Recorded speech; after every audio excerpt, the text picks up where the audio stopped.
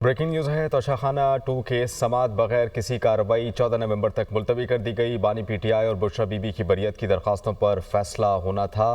Toshakhana 2 case की समाअत बगैर किसी कार्रवाई 14 नवंबर तक मुलतवी कर दी गई है और बानी पीटीआई और बुशरा बीबी की बरियत की दरखास्तों पर फैसला आज होना था या फिर फ़र्द जुर्म आयद होनी थी, लेकिन ये अब कार्रवाई 14 नवंबर तक मुलतवी कर दी गई है। तोशाखाना 2 केस से मुताल्लिक अपडेट आई है। समाअत बगैर किसी कार्रवाई 14 नवंबर तक मुलतवी कर दी गई है।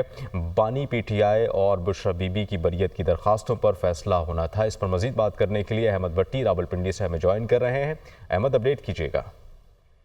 जी, तोशाखाना 2 केस की समाअत आज अडयाला जेल में होनी थी, जिसमें बानी पीटीआई और बुशरा बीबी की बरियत की दरखास्तों पर महफूज फैसला सुनाया जाना था, लेकिन आज इस अदालत की समाअत मुलतवी कर दी गई है और इसके हवाले से ज़राए ने यह बताया कि जज की अदम दस्तयाबी के बाइस ये समाअत मुलतवी की गई है। अब 14 नवंबर को ये दोबारा समाअत होगी, जिसमें ये फैसला सुनाया जाएगा।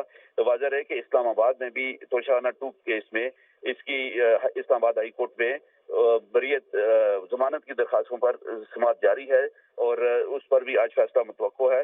जबकि आज यहाँ तहरीक इंसाफ और बानी पीटीआई के आने वाले वकला की टीम भी यहाँ से वापस चली गई है और उनके जो सियासी लोग थे वो भी वापस चले गए हैं। आज अडयाला जेल में ठीक है मुलाकातों का अहमद, दिन आप है हमें और अपडेट कर रहे थे इस मुतालिक, आपका बहुत शुक्रिया।